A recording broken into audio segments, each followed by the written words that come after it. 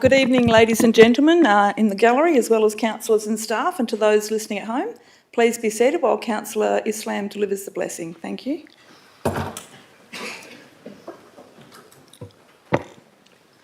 Thank you, Madam Mayor.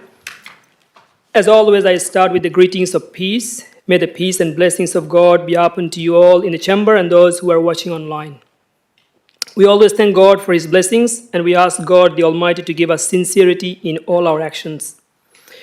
We are making a number of important decisions tonight, including budget for our 2020-25 financial year, electing the city's deputy mayor, and I pray to God that He gives us the ability to elect the best person for this role and gives the person the strength to do the role properly and appropriately for the city and its residents.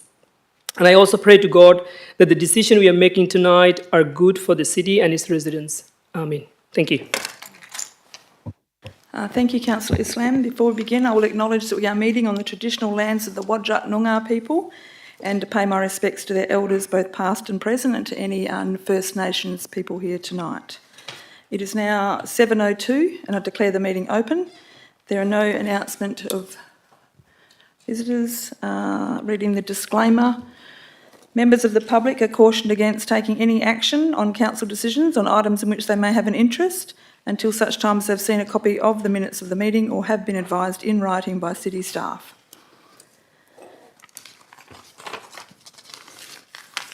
We're going to move straight on to the election of the Deputy Mayor, which is item 1.1. We have got 5 nominations, and I call for any further nominations from the floor. No?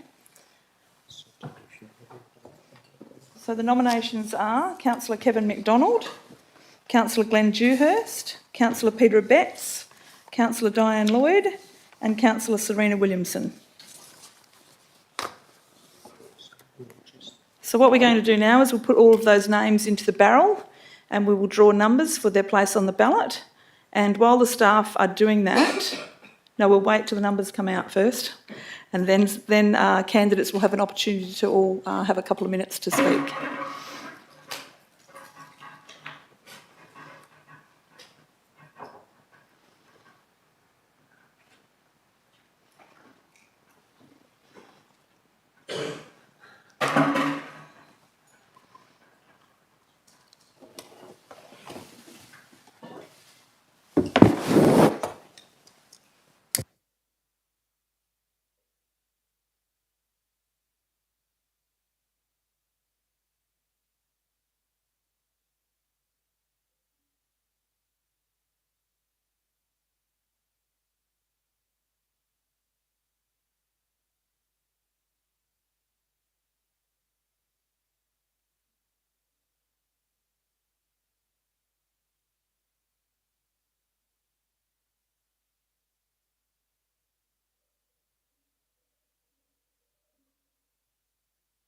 For those that are not aware, that noise is a washing machine rolling the barrel.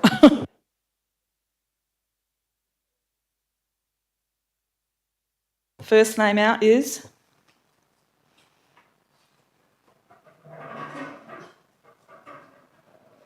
Councillor Betts. Councillor Betts, number 1 on the ballot.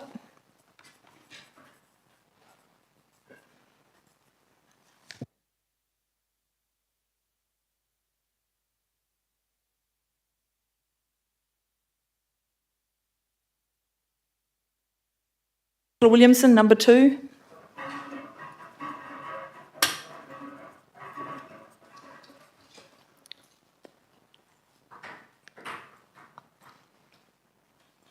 Councillor Dewhurst. Councillor Dewhurst, number 3.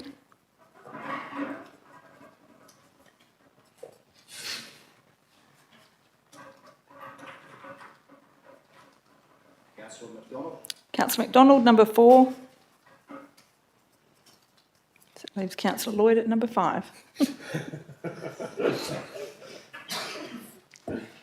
Correct, Madam Mayor. Amazing. So what we'll do now is we'll go in order of the ballot draw for people to have their 2 minutes. Councillor Betts, if you'd like to go ahead, thank you. Thank you, Madam Mayor. Mayor and fellow councillors, when people ask me, how is council going, I always say we are humming. And that's because we've got a very capable mayor, we've got a bunch of good councillors, and we've got excellent senior staff.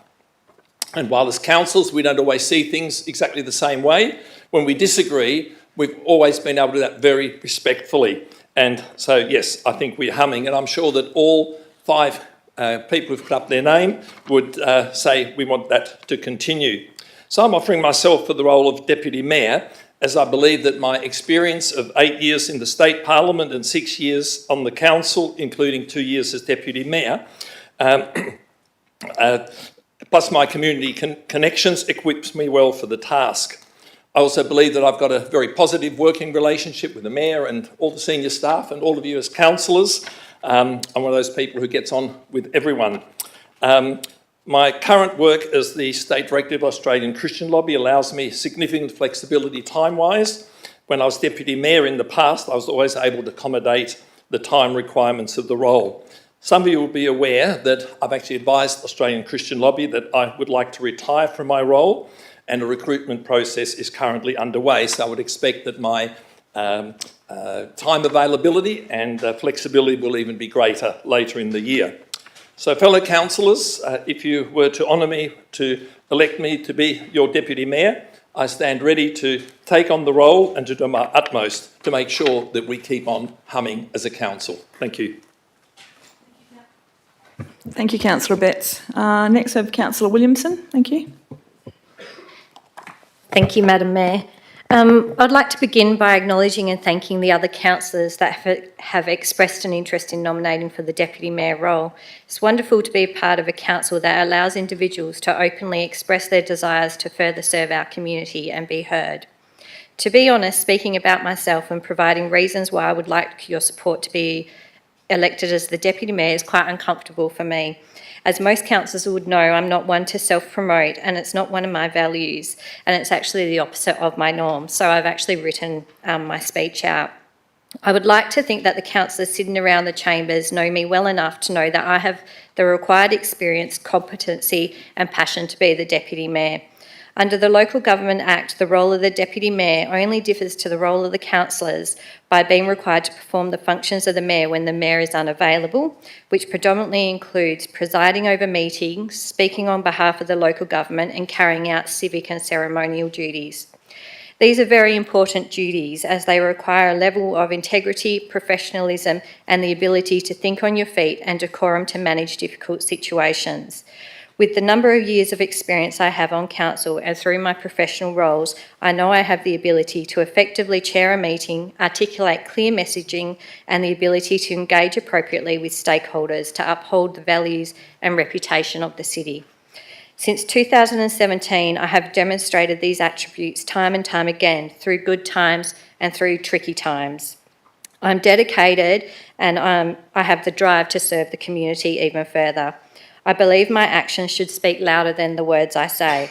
I have a clear understanding of the role and its demands, and I maintain a good working relationship with the Mayor, councillors and the staff.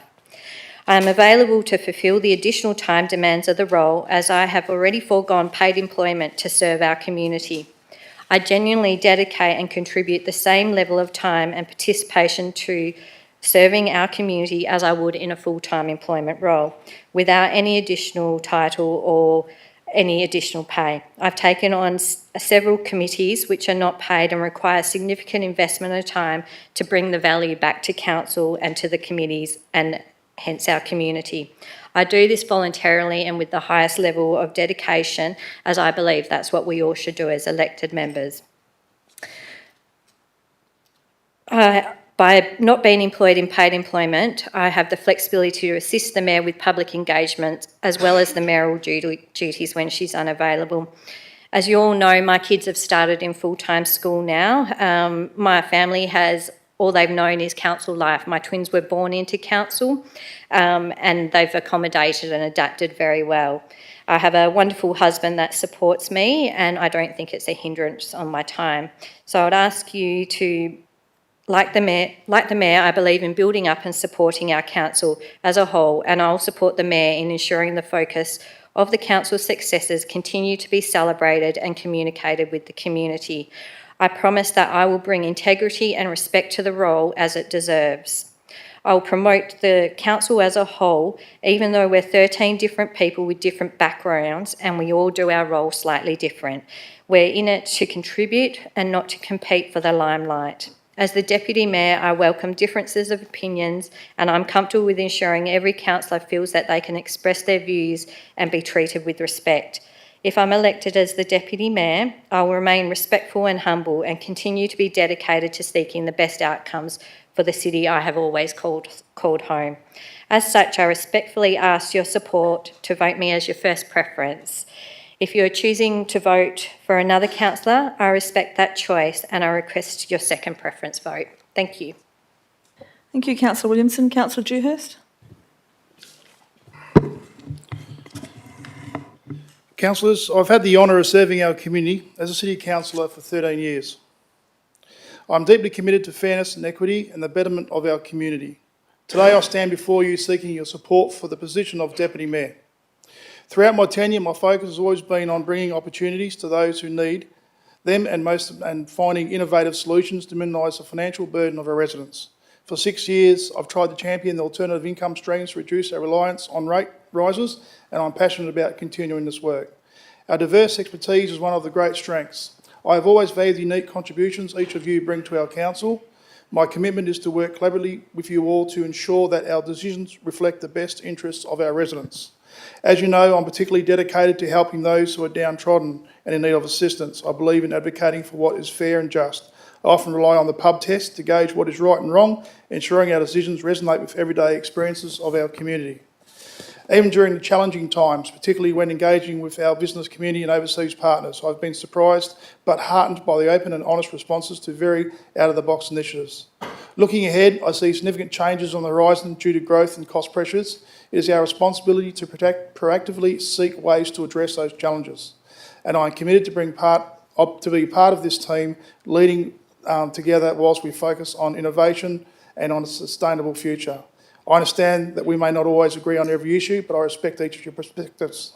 I ask for your support in electing me as your Deputy Mayor so that we can continue to work together and face future challenges with a united front. Thank you for considering my candidacy. I wish all the candidates the best of luck and I look forward to working together for a prosperous future for our community. Thank you. Thank you, Councillor Dewhurst. Councillor Lloyd. Sorry, Councillor McDonald. Thank you, Madam Mayor. I'd just like to convey to my fellow councillors that I've made the decision to nominate for the Deputy Mayor. It was a decision that I'd actually contemplated previously, but felt that our previous Deputy Mayor in Adam Hort did such a wonderful job, then I didn't feel there was any need for me to nominate previous to now. I'm not going to go into any great detail about my attributes. I think everyone here has known me for long enough to know who I am and what I can bring to this role. So, but what I will say is that the role of Deputy Mayor, I think, if we look at it from what do our community, not just us as councillors, but what do our community expect to see from a Deputy Mayor and a Mayor is leadership. And I've embarked upon any number of leadership courses and journeys that and training that to fill a book, but I believe that those that espouse having leadership generally, I've found that they don't, and so I don't really want to talk about what my leadership is, but what I think leadership means. And I think, as you all know, I was a serving police officer for a long time, and I think that the leadership comes from the roles of negotiating, having an ability to listen, having an ability to empathise, and having an ability to have honest communications. So, and if I can just finish on the fact that one of the motivating factors for me, my desire to become a Deputy Mayor, was because in mayor lines, I believe we've got one of the best mayors going around, and it would be an extension of the privilege that I enjoy as a councillor to serve as Madam Mayor's deputy mayor. And I don't try to elicit your vote, Madam Mayor, but simply say that. Thank you very much. Thank you, Councillor McDonald. Councillor Lloyd, thank you.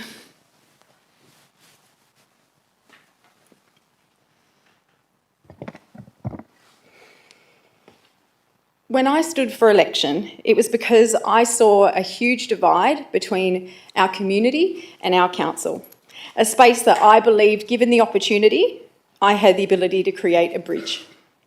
Since being elected, I have made it my absolute mission to be as connected as I can, being present in our events, not just showing up, but being invested in each and every person, in their families, and in their stories and their ideas.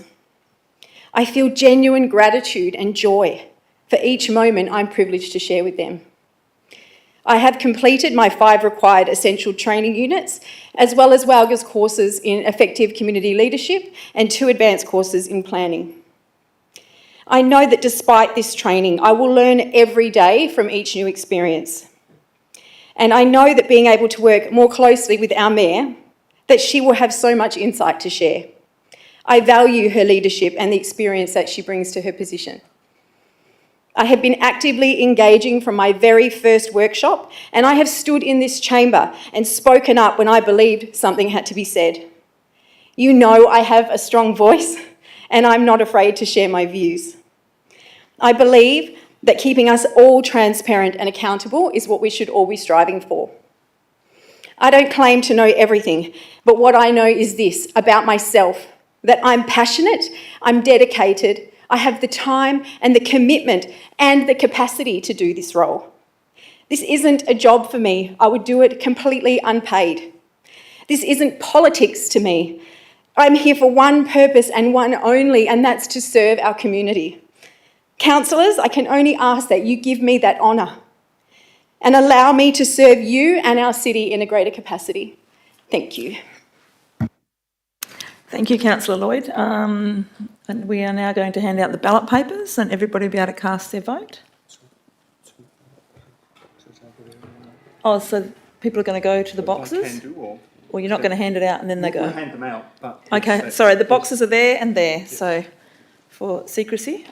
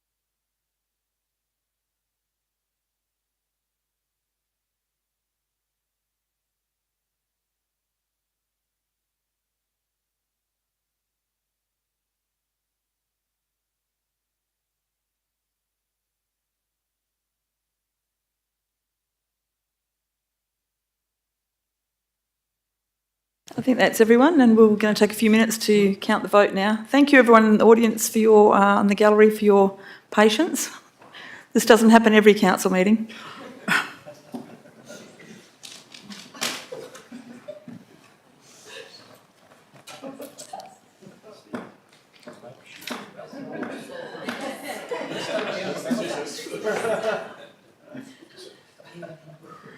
Ah, dear.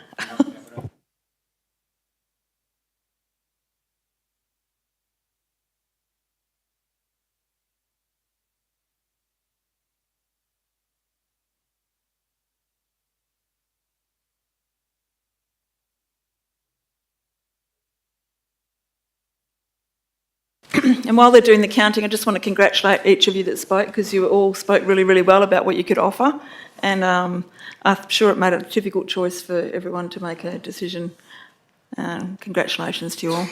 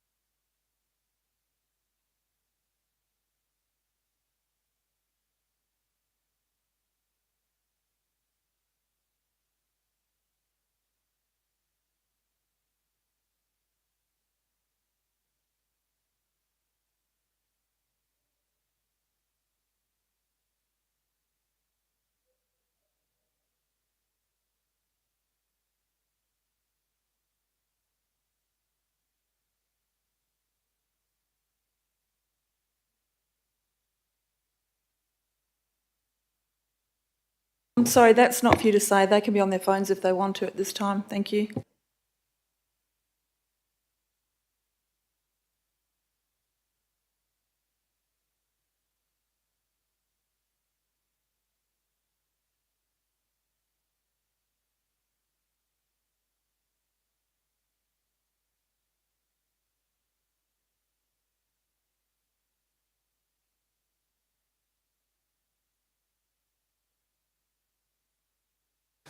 So, Madam Mayor, we will need to go to preferences. Nobody's achieved quota on the first round.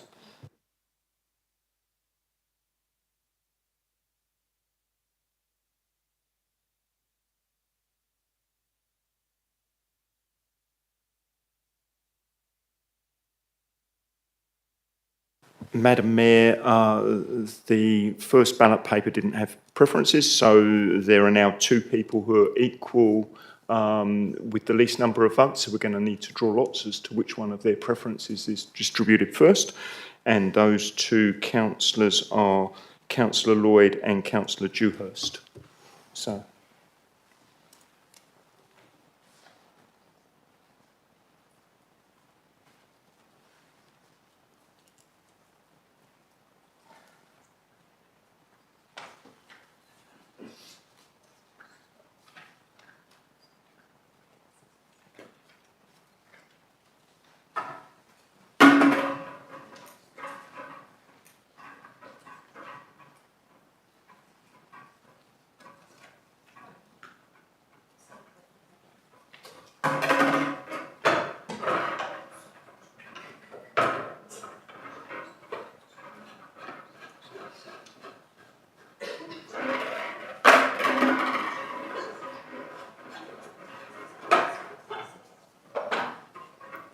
I'm going to get Mr Cowie to re-explain that, because what he said was a bit confusing for me, so I'll just ask him to restate what he said there. Thank you. So the ballot, there was one person with a vote, but that who came last, but that didn't allocate preferences, so that vote can't be transferred, which means that we've got two candidates who've both got the same votes who effectively came third and fourth, and we're now determining which one of their preferences is distributed first.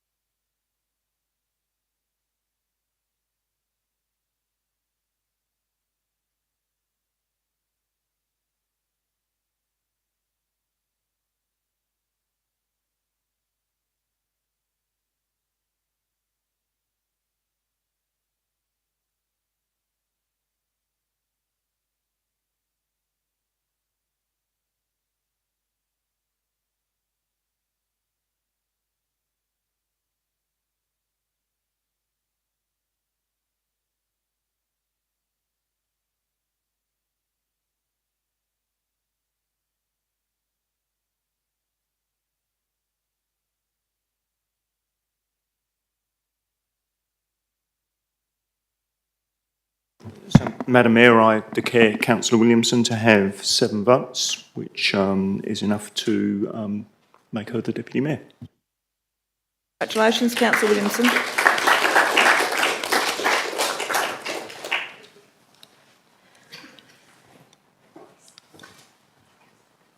Does she need to swear in or anything?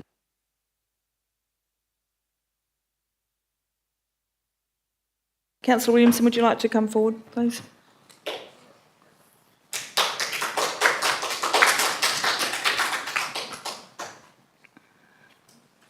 I, Councillor Serena Williamson of 44 Darragh Way, Southern River, having been elected to the office of Deputy Mayor of the City of Gosnells, declare that I take the office upon myself and will duly, faithfully, honestly and with integrity fulfil the duties of the office for the people in the district according to the best of my judgment and ability, and will observe the Code of Conduct adopted by the City of Gosnells under Section 5.104 of the Local Government Act 1995.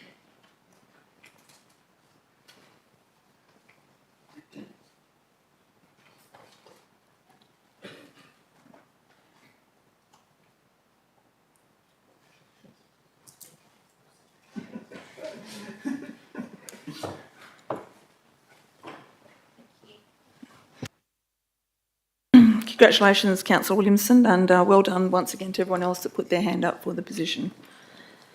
We shall now move on to the council meeting at hand, which is, the next item is the record of attendance, and we're all here. Are there any disclosures of interest, councillors?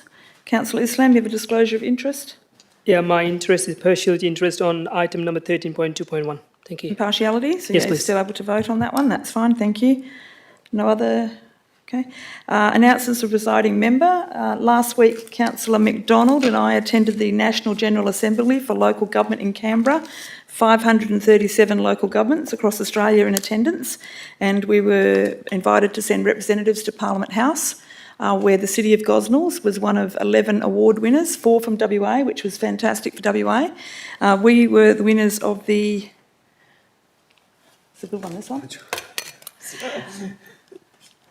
The Tackling Flood Prevention and Response Through Smart Engineering Solutions project, so it's disaster readiness and recovery.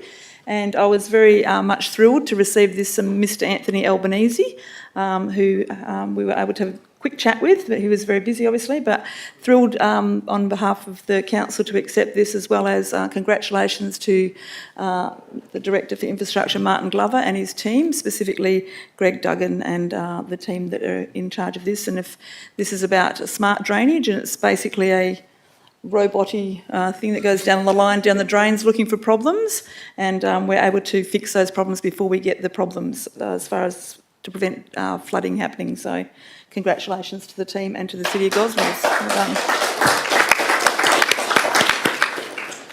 And that's all the announcements for me. Thank you. Any oh no, it's not your turn yet, sorry. Oh yes it is. Reports of delegates. Are there any? No? Thank you, Councillor. I was getting to you. Thank you. Thank you, Councillor Lloyd. Thank you, Madam Mayor. I attended as the Deputy Delegate to the Armidale Gosnells Landcare Group meeting on the 26th of June in Armidale. It was a very well attended meeting with representatives from multiple groups. Major announcements for the night were the appointment of a new coordinator, Amy Henson. Amy brings a wealth of knowledge to the position, and we look forward to seeing her settle into the role. Special mention to Kat Williams from Circle for being announced as the 2024 WA Woman in Landcare, a real honour for her. Urgent business on the night was in reference to tree canopy loss across the area. The heat from this summer has just been terrible and there's been significant loss. We also had an extensive update on the polyphagous shot hole borer. It's still on the move and now affecting 80 suburbs across 25 local governments in the state, including our own city. We really need more education and public awareness around it moving forward if we hope to slow down its movements. Circle also have a position vacant on their community land care team. If anyone's looking to apply, it's a 2-year position.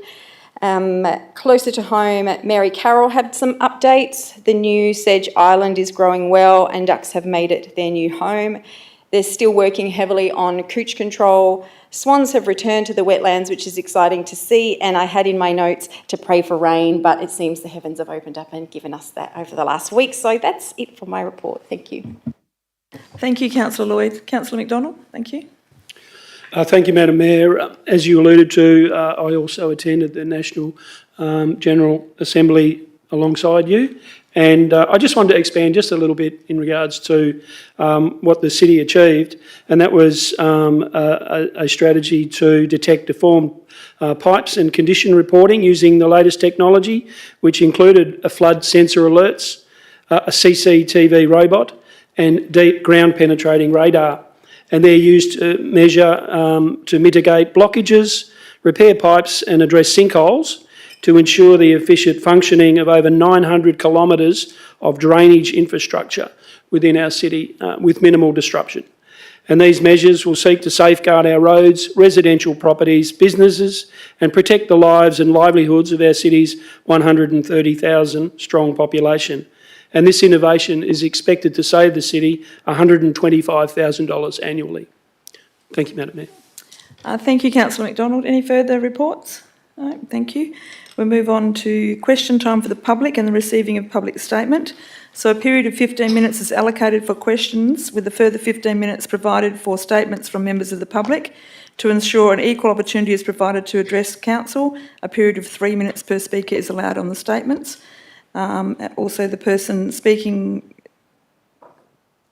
we'll move on to question time, that's okay, we don't need to put that in there. The first question is from Mr Patrick Cullen, who I've said can have 1 minute preamble before his question, and he has 2 questions. Thank you, Mr Cullen. 1 minute preamble on each question, Mr Cullen, thank you.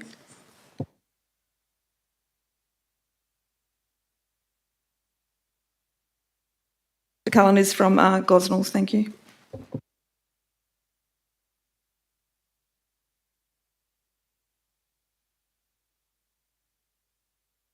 Is that on? Thanks for having me. I'd like to start by acknowledging we're on Wajak Noongar land, and this is NAIDOC Week, and I'm talking about a very special place which has at least 5,000 years known habitation by Wajak Noongar people up till close to the present day, which is the Brixton wetlands. So this area is considered the jewel in the crown of the Southwest Global Biodiversity Hotspot. So it's the most precious place we have, and this is pretty much our Ningaloo Reef on land, containing about half of Perth's biodiversity in just about 1% of the area. So we're very, very lucky to have this in the Gosnells area. It's one of the most special places on the entire planet. There is, however, a proposal which might destroy this area. That proposal is to develop 257 hectares for industrial development. This has been criticised by a group of WA's leading professors called the Belia Group, and was knocked back outright by the Environmental Protection Authority. Now, these knockbacks happen about once every 10 years by the Environmental Protection Authority. You know this area is special if they do this. They said it was inconsistent with protecting the hydrology, protecting the flora, and protecting the fauna of the area, which has national and global significance, with some species found nowhere else on Earth. Mr Cullen, I will ask you...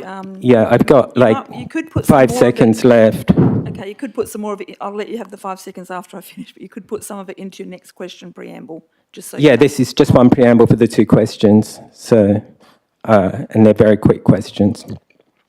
So changes to the wetland and its buffer zone by this proposal would change the hydrology and dry out the wetland, which is already affected by climate change. So this area actually needs more protection, not less.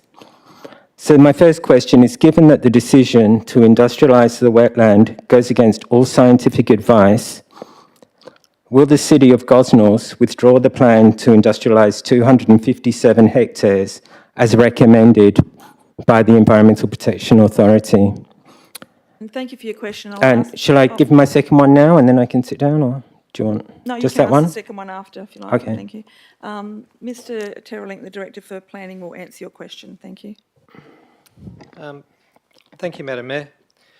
In fact, the proposal is not to rezone the wetland. The proposal is to rezone land around the wetland. and it's a continuation of a process that was endorsed by the Environmental Protection Authority in 2015 when it agreed to the Metropolitan Region Scheme rezoning of the land. It's agreed that the area is globally significant, but that agreement has actually motivated the council spending millions of dollars on background studies and scientific research to independently investigate the way that this land can be used. The rezoning will actually deliver a managed approach to the buffers around the site, and it will formalise the separation that's needed between the wetland and any other development. And at the moment, the area is blighted by informal use. You can ask your next question, Mr. Cullen. Yeah, I'm quite astounded by that answer, given that Sorry, Mr. Cullen. you're saying that the EPA Mr. Cullen, agreed if you to would it. like your next question, you can Yeah, ask it I know now. you don't want to hear this, but the EPA actually knocked it back. It doesn't matter what we don't want to hear. It's I know you don't want to process hear for it, the and I'm vote. astounded. I'm just saying I am absolutely astounded. My second question, because really it is Thank you, astounding. Mr. Cullen. But the second question is, given that the EPA knocked back this proposal, did not agree to it, knocked back, get that into your head, will the City of Gosnells instead agree with the Belia professors on their critical buffers necessary for the wetland to survive and thrive and turn this area into a regional park which WA deserves, which Australia deserves, and which the world deserves? The question, and Mr. Terrelink will respond to your question. Thank you. Thank you, Madam Mayor. The site-specific studies that have been undertaken could be used to pursue a dialogue about establishing a regional park in that location. We've had some preliminary discussions about that, and that is a very live proposal that could be taken to the council if it emerges as a recommendation of the environmental appeal. Director Terrelink. I now have Belinda Rosemary Pinker from Railway Avenue, in Kelmscott. You have a number of questions here, Mrs. Pinker. You can ask two of them, and if time permits, you can come back at the end and ask the other three. Can I grab my piece of paper, please? Sure. Because I just wrote this on the mic. And I'd like to thank you for listening to me because I come from a shire that I Oh, that's okay.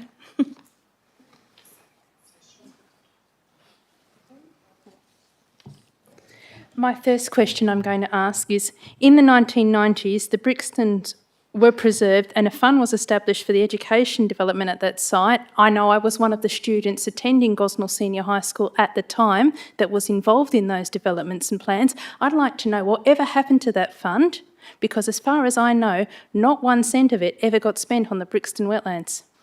And I've never personally heard of the fund, and the CEO, we had a quick chat before, hasn't either, so we'll have to take that on notice and get back to you in writing, which will also be published in the minutes. Your second question? What is actually being done by the Shire and the Shire's facilities to actually preserve the unique biota in that area? Because as it was pointed out by the gentleman, there is considerable degradation in the buffer zones around the area. I'm not affiliated with anybody, but my background is I'm a teacher with a degree in environmental science and geology. I've had a good look around, and it's not being well preserved. Get to your question. Do you want to respond to that, Mr. CEO? Thank you. Thank you, Madam Mayor. The difficulty we've got is that the land has been rezoned under the Metropolitan Region Scheme, which was supported by the Environmental Protection Authority, as Director Terrelink pointed out. So the land has already been rezoned for industrial, and the city is obliged by law to ensure that its zoning under its scheme mirrors what's in the Metropolitan Region Scheme. So by law, we must Excuse me, sir, I think you misunderstand my question. I'm asking you what you're actually doing to preserve the biota. Are you growing it in any... Sorry, the CEO is getting to your response. He's giving you some preamble so you can understand the background as well. Thank you. So by law, we must follow the state government. The state government has rezoned it, so it's extremely difficult for the city to take action against anybody when the land actually is zoned industrial by the state government. Thank you. Your other questions can be asked at the end if time permits. Do you want to hold on to them? Yes, thank you. Thank you. I now have Mr Leon Walker. You have 3 questions. You may ask 2 of them, Mr Walker, and if time permits, you can come back. Thank you. Thank you, Madam Mayor. Does the Mayor consider that it is equitable and in the interests of the residents, ratepayers and electors that one councillor has an article published almost every week in the Examiner newspaper while other councillors do not? Mr Walker, this is a third-party issue and I wouldn't like to comment on what happens between parties outside of council. Your next question? If a request was made of the Mayor that the editor and or proprietor of the Examiner be asked to publish a weekly article by councillors in rotation, would such a request be acted on by the Mayor? No, I wouldn't get involved. I'd have councillors contact the paper themselves if that's what they'd like to do. Okay, Madam Mayor, I withdraw the third question. Thank you, Mr Walker. Thank you. The next question is from Martin Mariapan from the Crescent in Maddington, and it's regarding the Maddington City Centre. Thank you. Thank you, Mr Mariapan. Good evening, Mayor. Hello. Yeah, I'm just living in that Crescent, Maddington. I just would like to know if the council. Sorry, do you want a copy of your question? Do you want a copy of this? No, I got it. Okay, thank you. Carry on, sorry. Yeah, no. I'm just wondering if it's possible for the council to install the CCTV surveillance camera around the major intersections near the Maddington train station. My second question is, can the council request Main Road to start that Kevin Road intersection upgrade works now rather than waiting for 2 years? We already had a fatality last week and we are having an accident every week in that intersection. Is it possible to reduce the speed limit to 40 around that intersection? So thank you for your questions, and I'll ask Mr Glover. Do you want a copy of them, the questions, Mr Glover? I believe we are in conversations with the Main Roads about the upgrade of that area where you're referring to where the fatality was. Yeah. It's very sad. Thank you. Through you, Madam Mayor, with respect to the first part of the question, CCTV, we'll need to get back to you on that one. They need to look at some investigation on what would be appropriate, if appropriate, on that side. In terms of Main Roads, commencing the work on Kelvin Road intersection with Albany Highway, our understanding is that all of the infrastructure underground has been resolved, but Main Roads were hesitant to start work there, recognising that there would be a demand for public transport other than trains while the trains were closed. But we have made contact with Main Roads and are continuing a dialogue with them to see if they can get that work started as soon as possible. They have indicated there's some pre-works that they may be able to start before the train line reopens. Thank you. With respect to 40 kilometres speed zone, all speed zones are prescribed by Main Roads. With respect to Albany Highway, it's highly unlikely they would support that because of their concerns with respect to congestion once the speed is slowed down. We very recently managed to get a reduced speed zone to 50 within the town centre, but that's only a variable speed limit, and that has significantly less traffic than we're dealing with at the Kelvin Road intersection. But we will ask. Thank you. Questions, thank you. And next question is from Mr Brad Davey from Gosnells Road East in Martin. Got 2 questions there. Mr Davey, thank you. Thank you, Madam Mayor. At the last OCM, the council acquired 2 properties in Celebration Street and Beckenham to facilitate an expansion of Lacey Park. This raises the question, what is the council doing about the park between Wilpon Street and Sevenoaks Street in Beckenham? There was 2 properties purchased by the city some years ago, also to make the park bigger. The houses have been knocked down, but nothing has happened to improve the park there. Is there an ETA? Thank you for your question. Director Glover will answer your question. Thank you. I've got good news for you, Mr Davey.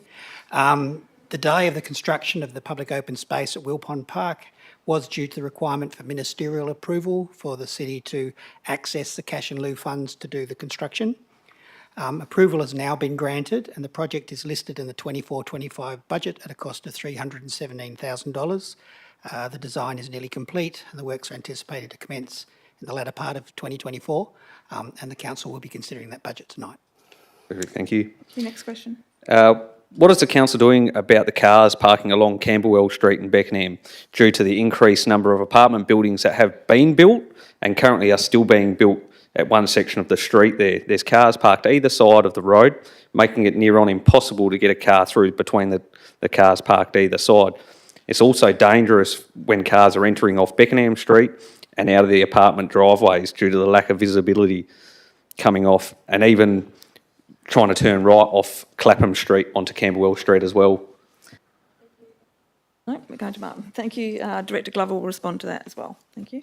Through you, Madam Mayor, I assure you that me and Mr Davey have not colluded on these particular questions. More good news.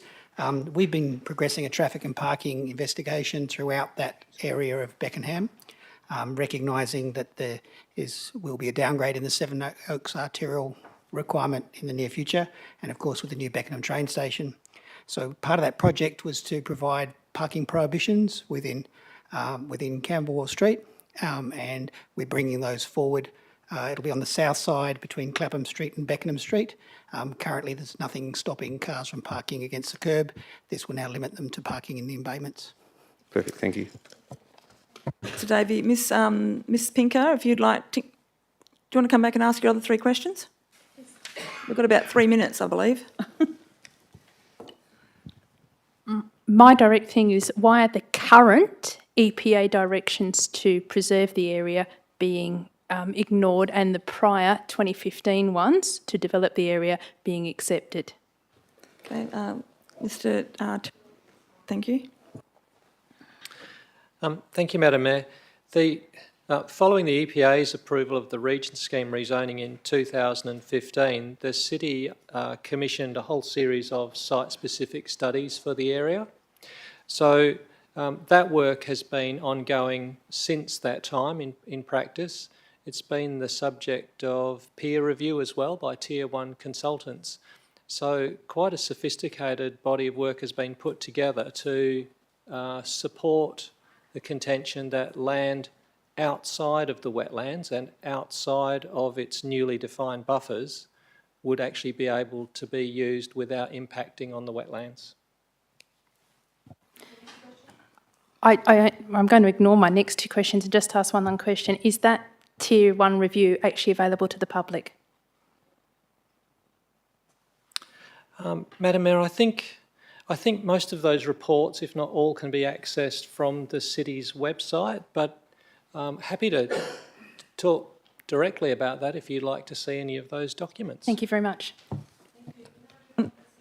Question time. We now move on to public statement time, and the first public statement is from Ben Laycock from Altus Planning, which is 68 Canning Highway, South Perth, and it's regarding item number 13 on page 8 of the agenda, which is the change of use for 33 Tulloch Way, Canning Vale. Thank you. Good evening, elected members. My name is Ben Laycock from Altus Planning, the applicant's consultant town planner for item 13.2.1. The purpose of my deputation tonight is to strongly urge you to pursue an alternative recommendation of approval. The sticking point with the City's officers is in the wording of the City's parking requirement for place of assembly or worship, which is one space for every 4 persons the facility is designed to accommodate. Local Planning Scheme number 6 does not define the term facility. However, the officers seemingly take the approach that this should be based on the capacity of the building under health regulations. Local Planning Scheme number 6 provides council with the discretion to permit a reduction in the number of car parking spaces required. In addition, Clause 77D of the deemed provisions also provides local governments with the discretion to vary the minimum on-site parking requirements and includes the following considerations.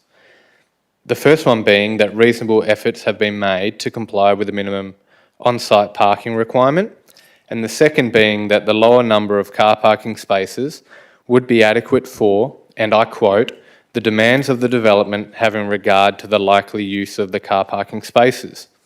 In this regard, the proposal includes the addition of 2 on-street parking bays which will be at the applicant's cost. With 13 bays provided, our transport consultant has deemed that the available parking would be sufficient to accommodate the proposed 52 persons at a ratio of 1 bay per 4 persons. The officer's report does not seem to have considered the proposed activity schedule and that the attendees would be required to make a booking online to ensure that the capacity is not breached. Nor is there any acknowledgement that the Friday prayer sessions were removed from the proposal post-advertising in acknowledgement of the challenges in limiting attendees to such an event. The recommendation states that limiting occupancy of the building is inappropriate and inconsistent with the capacity of the building. This does not align with the deemed provisions. And furthermore, we know that the city, like many other local governments, has previously exercised such discretion and granted approval, with conditions capping the number of attendees. We know this because our office has achieved such approvals, including a place of worship and also a recreation facility just around the corner at 2 to 6 Tulloch Way. We submit that the applicant should be afforded the same opportunity to operate with a cap on the number of attendees for consistency of decision making. It is open to the council to condition an approval on the basis of a parking management plan being prepared prior to the commencement of the use. Thereafter, should operations not be conducted as approved, the city can take compliance action in accordance with the provisions of the Planning and Development Act 2005. Thank you. I'll ask you to wrap up with the final sentence. Thank you. In all, we submit that the council should consider the application on its merits and that the applicant should be afforded the opportunity to implement their proposal as they say they will, rather than making a determination that is based on speculation. Thank you for your time. We do have thank you very much. We do have another statement here, but I will just read something from the standing orders which disallows this statement. In that 4.6 of the public statement, members of the public may, during the public statement segment of the order of business, with the consent of the presiding member, make a public statement on any matter included under parts of 12 through 16 on the agenda for the meeting, for that meeting, provided that, and there are a list of things there, but the basic point is you can only ask questions on items from 12 through to 16, and this is a request to make a statement on the minutes, which is item number 7, so I will be disallowing that statement. Thank you. That brings us to the end of public statement time, and we move on to the confirmation of minutes. Can I get a mover for that, please? Councillor Islam to move that. Councillor McDonald to second that. Are there any questions on the minutes, councillors? No? If you could please cast your vote. Thank you.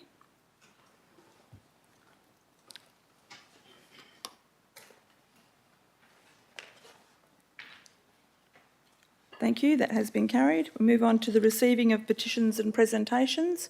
Councillor Dalton, thank you. Thank you, Madam Mayor.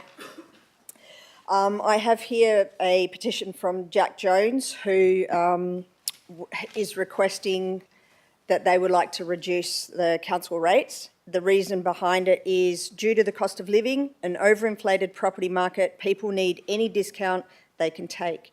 People could donate their time to help clean up the city for a redeemable discount on your rates. Brings community together, gets people caring about their city. Get people to plant trees as volunteers, in turn rewards them with free tip passes or discounts.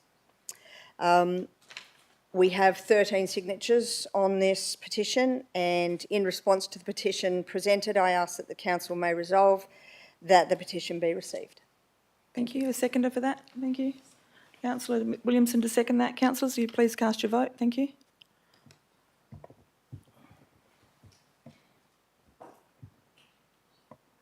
Thank you. That has been carried. Before I go on to the applications of leave of absence, does one of our wonderful police rangers like to turn that microphone off in the middle, please? Thank you.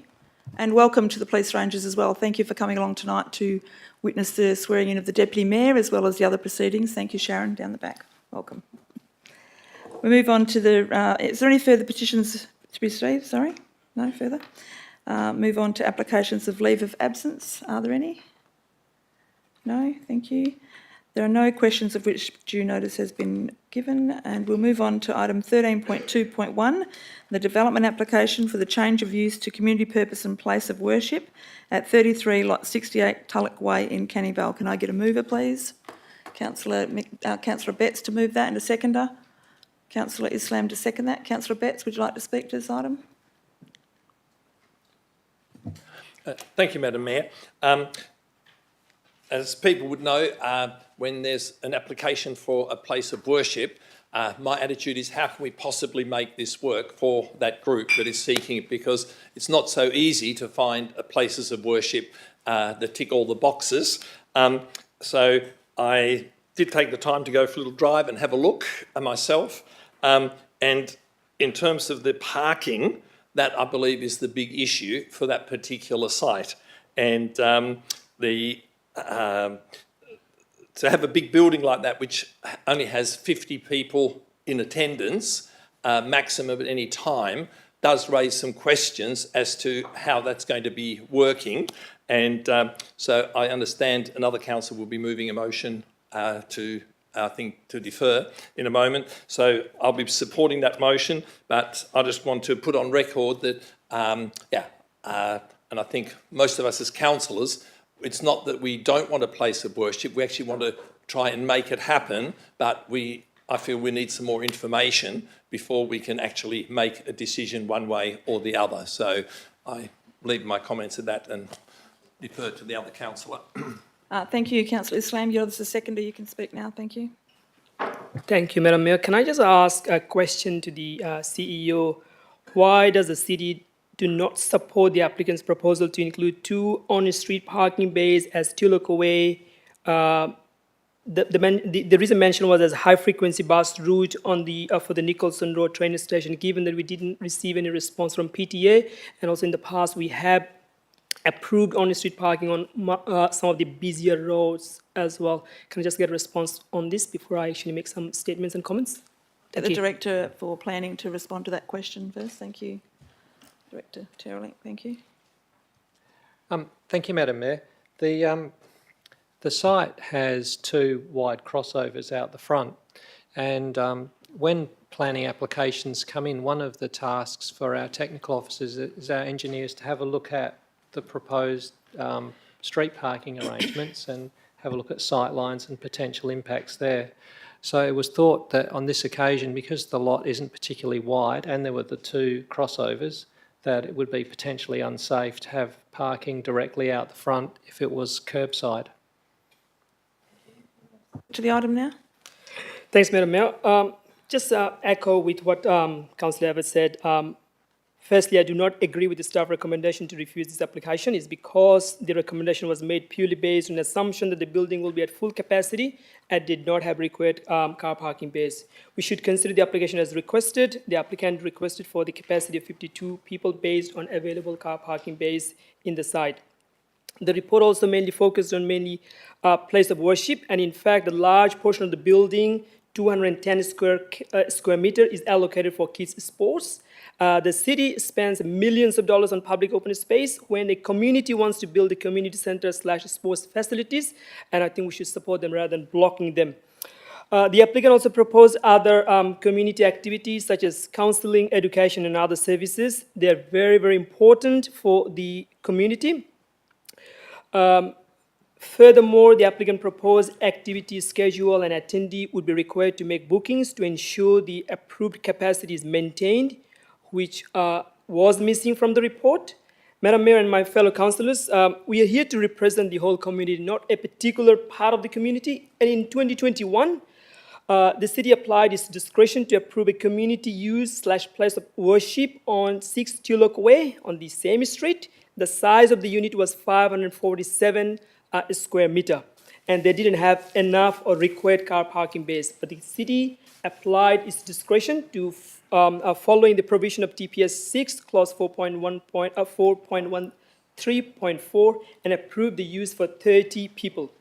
And I think we can do this tonight as well, my fellow councillors and Madam Mayor. Let us show that we represent everyone, regardless of their faith, by voting against this staff recommendation. Thank you. Thank you, Councillor Islam. Councillor Williamson, thank you. Thank you, Madam Mayor. I'd like to move a procedural motion to defer this item.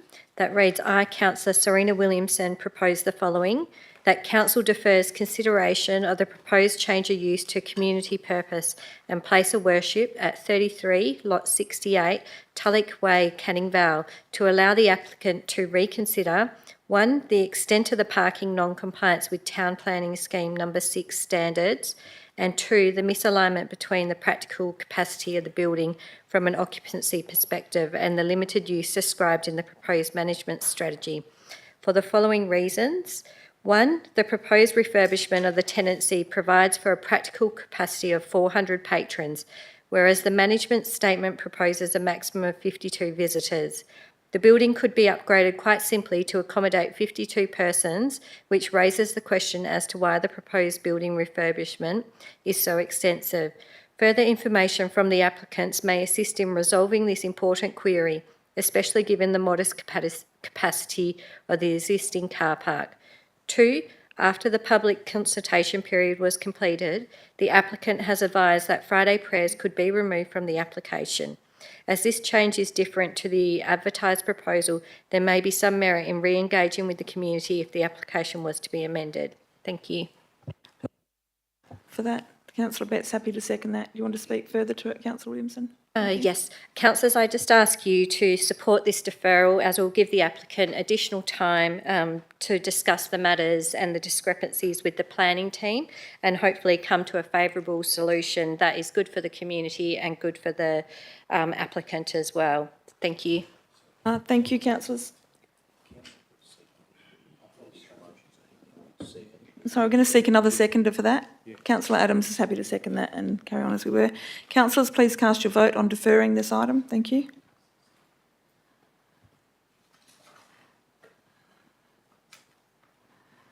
Thank you. That has been carried. To those that have come tonight for this item number, it has been deferred and you have a further opportunity to speak to staff about your application. You are free to leave now if you want to, or you're more than welcome to stay along. Thank you.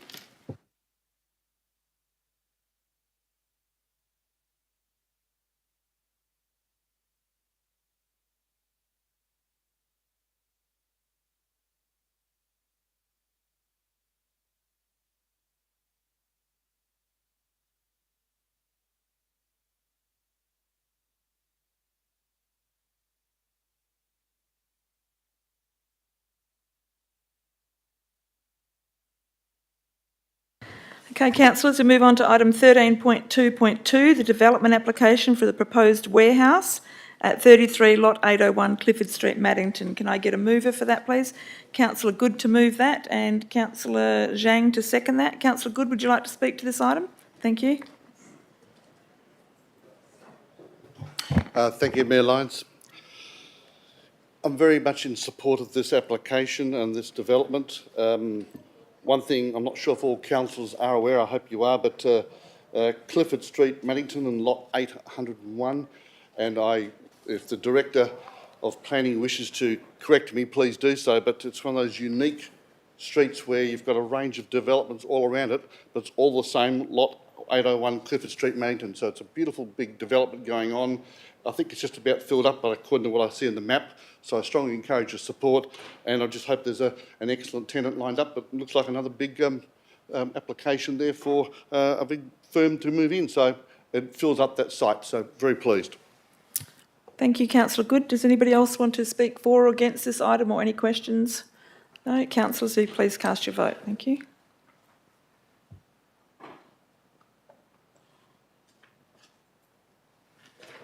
Thank you. That has been carried. Move on to item number 13.5.1, the adoption of the 2024-25 budget. Happy to move that. Can I get a seconder for that, please? Did we miss something? Did I get ahead of myself again? Oh, someone's fence. I was so eager for the budget. 13.2.3, the development application for the front fencing at 59 Lot 68 Coldwell Street, Kenwick. Can I get a mover? Councillor Adams to move that. Councillor McDonald to second that. Councillor Adams, would you like to speak to this item? Councillor McDonald? Anybody else? No? Councillors, would you please cast your vote? Thank you.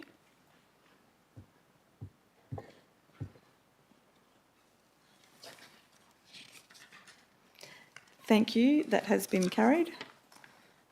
It's not so amusing the second time. 13.5, adoption of the 2024-25 budget. Can I get a mover for that, please? Councillor Good, thank you. And a seconder? Thank you, Councillor Dalton. Councillor Good, would you like to speak to this item? Thank you. Thank you, Mayor Lyons. You knew I would. You're absolutely correct. Look, councillors, we all know this, but the budget is our key document for the year. It's the allocation of funds for the ratepayers' funds, and it's the most important document of the lot. Everything is about what do we do and do we spend our money wisely. Some people would argue we don't always get it right, and I'm always the first to accept that sometimes we don't. Nobody is perfect, but as a council, into my 11th year on local government and council, several months ago we were looking at the fact of what do we do for a rate increase.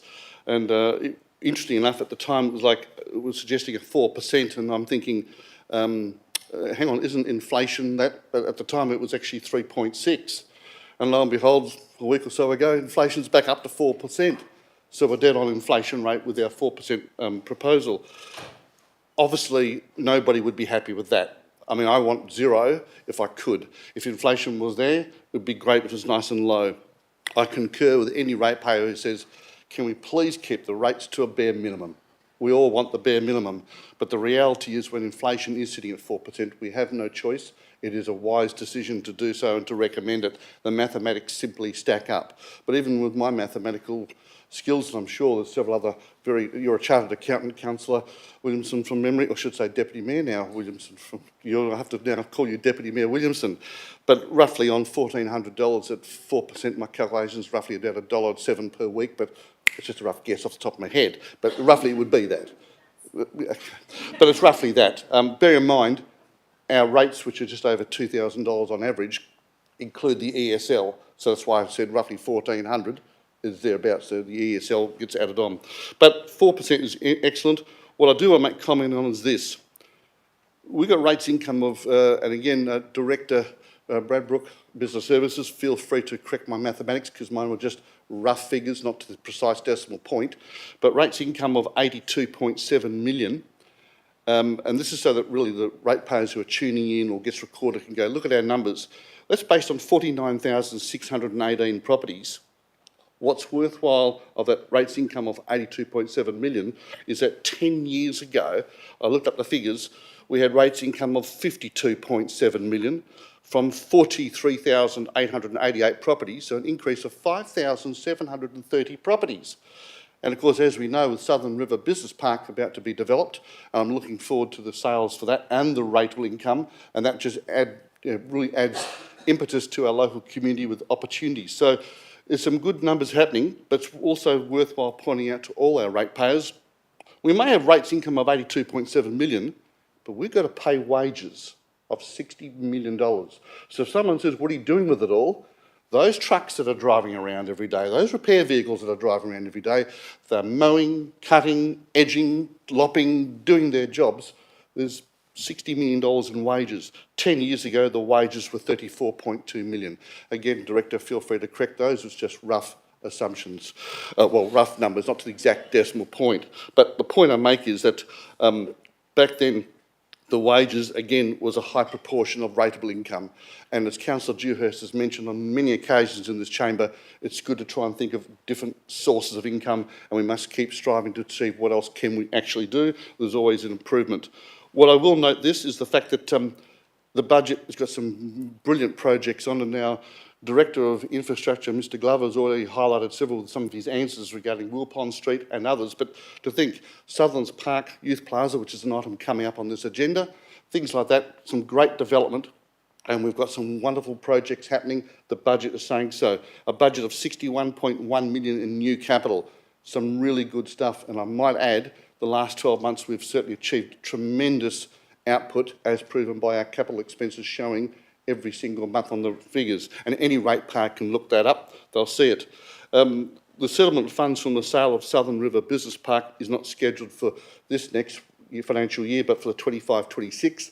All those comes in, there's another 39.3 million, which will assist greatly to repay the debt for the Southern River Business Park.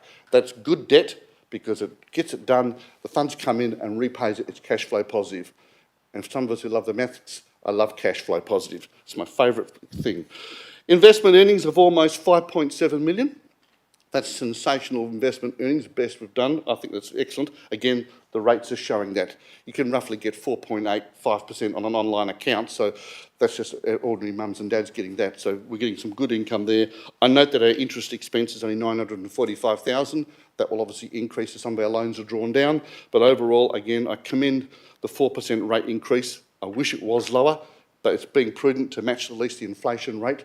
And I'm hoping that in the next 12 months, if inflation can come down to more reasonable levels, it means the future budget can actually be in line. But we must maintain that level.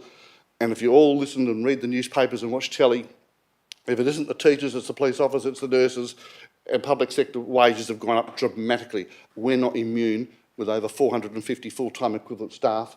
Pay rises, they have to be covered. Superannuation just went up 0.5%, another 0.5% next year as well for the final lot to hit 12. We must be mindful of that. Enough of me waffling on, but great budget. I hope we can pass it beautifully. It is our powerful document for the year. Well done to the CEO and directors and for the agenda you've got on.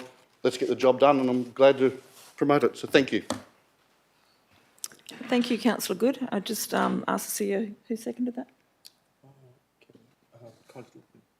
Councillor Dalton, would you like to speak to this item? I think Councillor Good. Councillor Islam, thank you.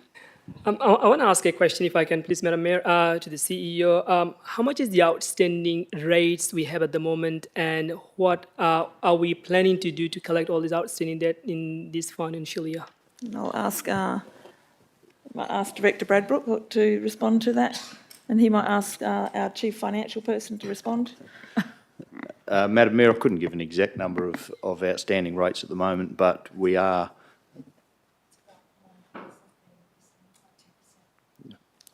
The CFO is telling me it's about 2%, but anyway, I can get an exact number for you, Councillor Islam, but what we are doing in terms of pursuing unpaid rates is trying to get our ratepayers onto payment plans that they can actually manage, so that they can make payments to us. It's not in anyone's interest for us to be trying to penalise ratepayers and potentially, you know, imposing additional costs upon them or ultimately seizing their properties and selling it, which we have the power to do. So our aim is to try and get ratepayers onto payment arrangements that they can manage, that will pay their debts off in a reasonable amount of time.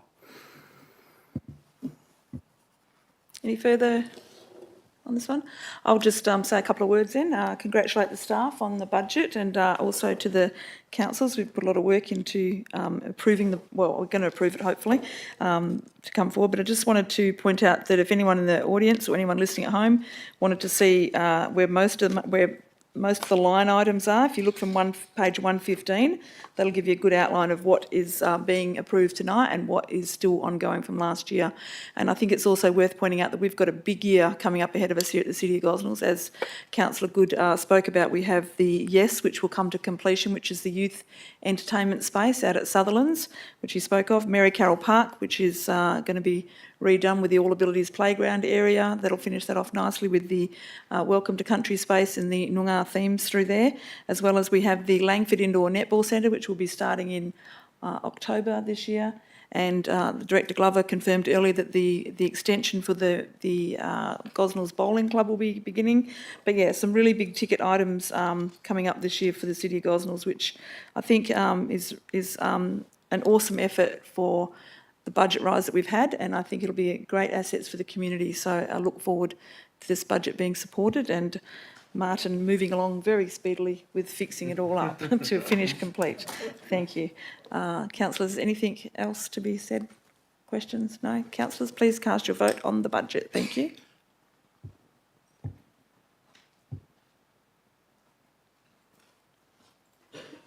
Congratulations, Mr. CEO. That has been carried. Moving on to item number 13.5.2, the budget variation request for Southern River Precinct 3 Development Contribution Plan, Dual Use Path Development Claim. Can I get a mover for that, please? Councillor Adams to move that. Councillor Deputy Mayor Williamson to second that. Councillor Adams, do you have any questions? Anything? Anyone else? Thank you. If you'd like to cast your vote, thank you.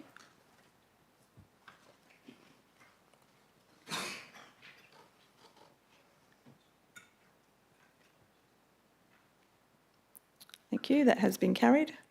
Item number 13.5.3, the tender for the 05-2024 constructions of Sutherland's Park Youth Plaza. I'll move that then. Councillor Baines to second that. Here's a setup.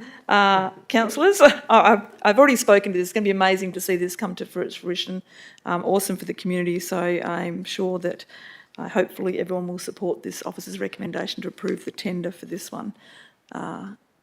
Councillor Baines, would you like to speak to this item? Anybody else like to speak to this item? Councillors, will you please cast your vote? Thank you.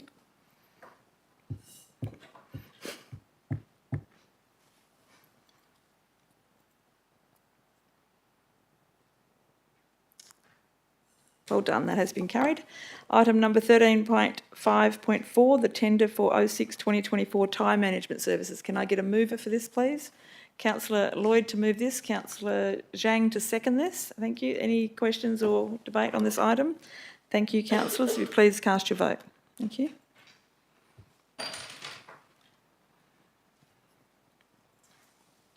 Thank you, that has been carried.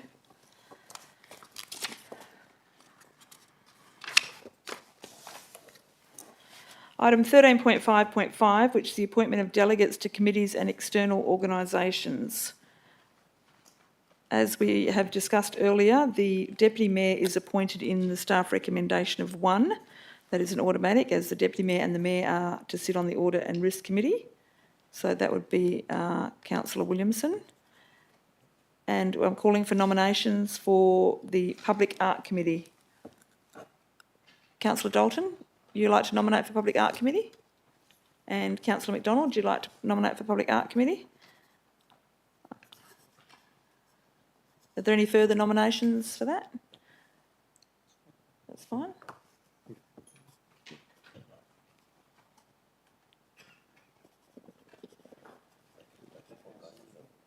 Sorry? You can have as many as you want. Well, you can have as many as you want. So would you like to both come on that committee? Thank you. We'll put you down as staff recommendation 2, which is Dalton and McDonald. And the last one is for the council to appoint a deputy delegate to the council's WA Community Citizen of the Year Award selection panel. Have we got any nominations for that? It's only a delegate. Councillor Betts, you're happy that you're already on it, aren't you? No, not you. I thought Councillor... No, Councillor Betts, you happy? Any further nominations? No, Councillor Betts.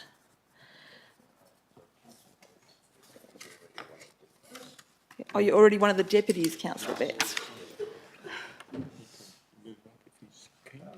Oh no, because Councillor Deputy Mayor Hort was a deputy as well, so this is just for deputy. Councillor Adams is happy to nominate for the deputy delegate role for that. Okay, good-o. So we've got the 3 recommendations, and that is one that is council appoints Deputy Mayor Williamson as member of the Audit and Risk Committee. Our staff recommendation 2 is that council appoints Councillor Dalton and Councillor McDonald as members of the Public Art Committee, and staff recommendation 3 of 3 is that council appoints Councillor Adams as the deputy delegate to the council's WA Community Citizen of the Year Award selection panel. Councillors, please cast your vote on that if you have no questions. Right, thank you. Sorry? We're going to move it, actually. Get ahead of myself. Can I have a move of that? Councillor Good, Councillor Baines. Any questions on that, councillors? No? Please cast your vote. Thank you.